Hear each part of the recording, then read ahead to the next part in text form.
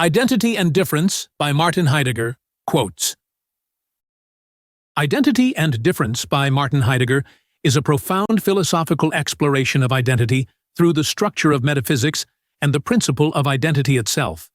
Originally delivered as 2 lectures in 1957, Heidegger reflects on identity in Western thought and introduces the concept of ontotheology, examining how identity and difference coexist as the essence of metaphysical thought. This text is pivotal in Heidegger's later philosophy, as he presents being and existence as concepts shaped by historical thought, yet pointing beyond traditional metaphysical frameworks.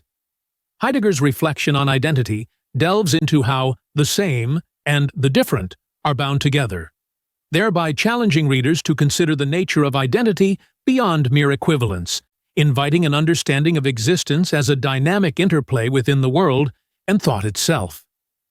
Quote 1. The principle of identity is expressed by the common formula A. This principle is looked upon as the first law of thought. Heidegger begins by addressing the basic formula of the principle of identity, which is commonly understood as a virtue. This principle is seen as a foundational concept in philosophy, considered one of the first laws of logic or thought. Heidegger sets the stage for questioning this simple formulation by indicating that the common understanding of identity might be superficial or incomplete, hinting that deeper reflection is necessary to uncover its true meaning. Quote 2. The identical, in Latin idem, is called in Greek to auto. Translated into the German language to auto is called dasselbe, the same. In this quote, Heidegger traces the linguistic roots of the concept of identity, comparing the Latin term idem with the Greek to auto and the German dasselbe, meaning the same. By focusing on the subtle differences in these terms, Heidegger emphasizes the nuances involved in understanding identity.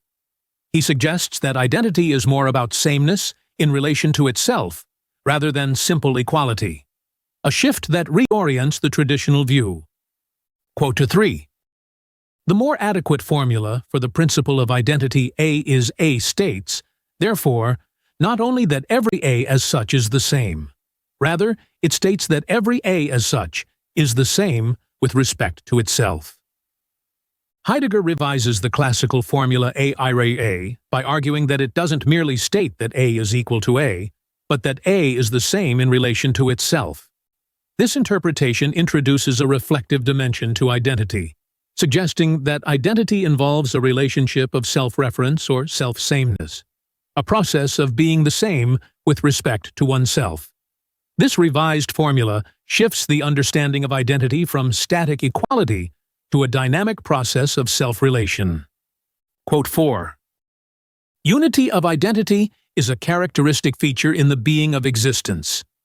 Heidegger makes a significant claim here, linking identity to the essence of existence itself. He asserts that identity is not just a logical principle, but is intrinsic to the nature of being.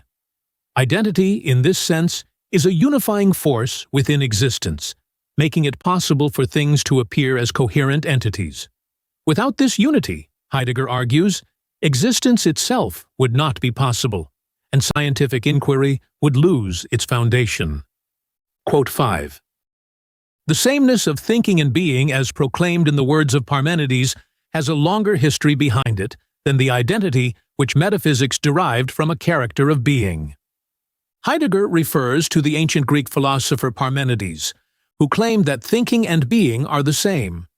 Heidegger contrasts this with the later metaphysical understanding of identity, which developed as a characteristic of being.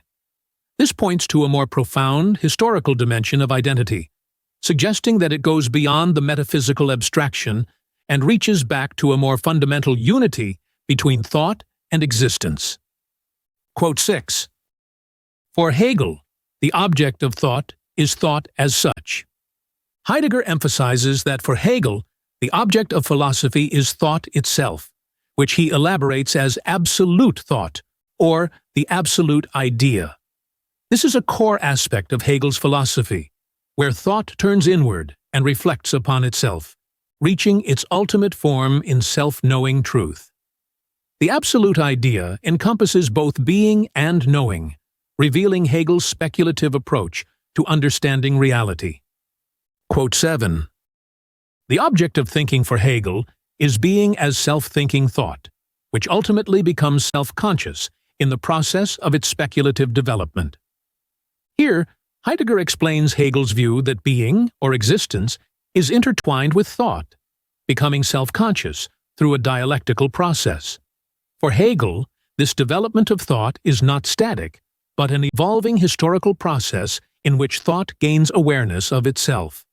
This view ties Hegel's metaphysics directly to a progression of self-awareness, where being and thought are unified through speculative reason. Quote 8. Nevertheless, the same is not the identical. In identity, difference disappears.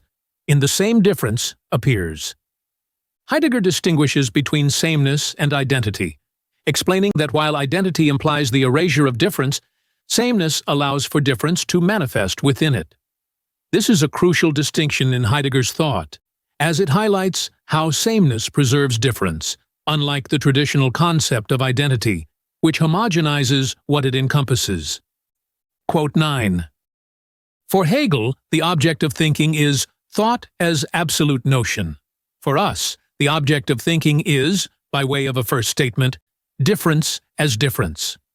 In this quote, Heidegger draws a key distinction between his philosophy and Hegel's. While Hegel focuses on thought as the ultimate object, which culminates in the absolute notion, Heidegger shifts the focus to difference itself as the primary object of thought.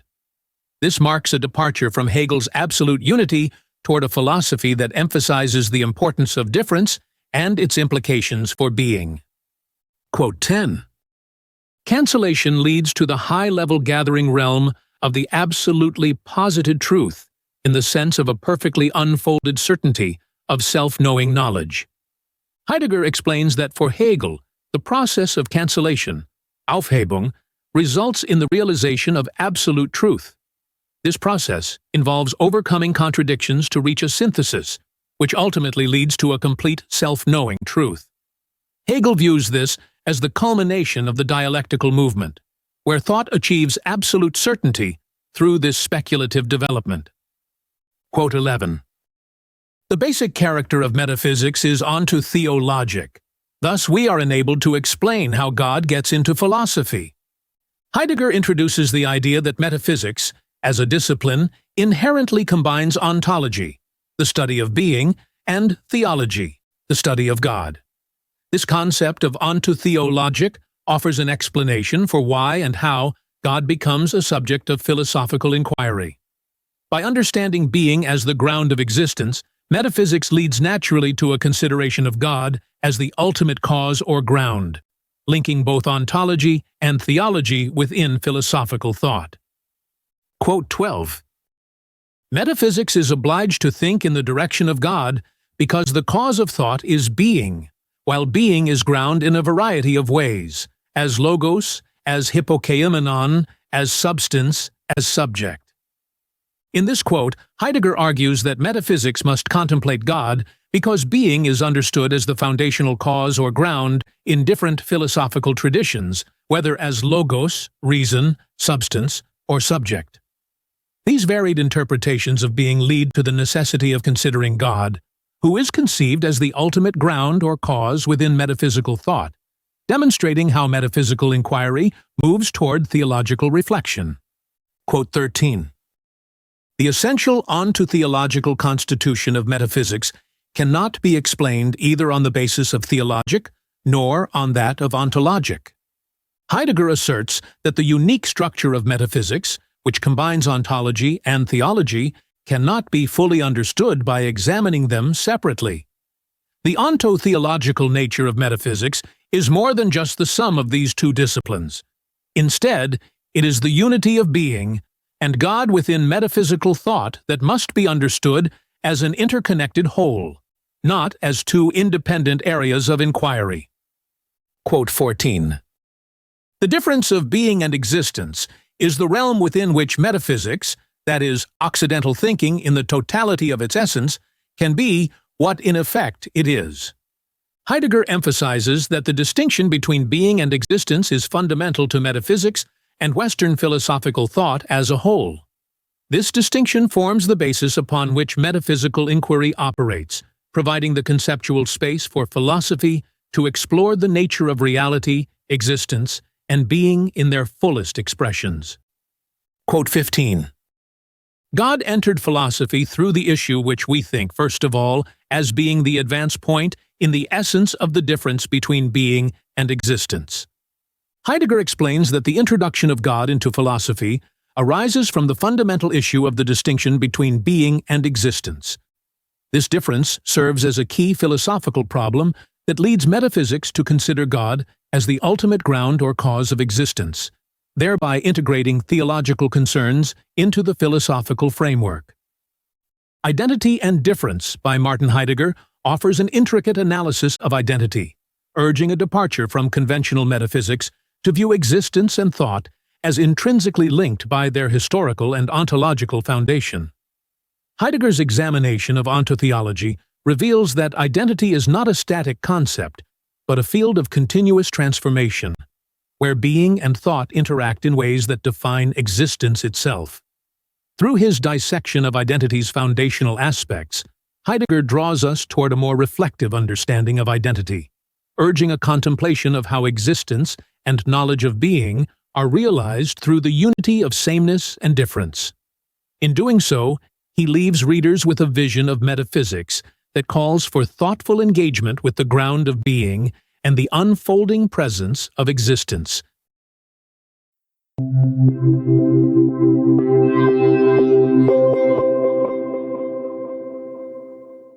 Curious to dive into the mind of Martin Heidegger?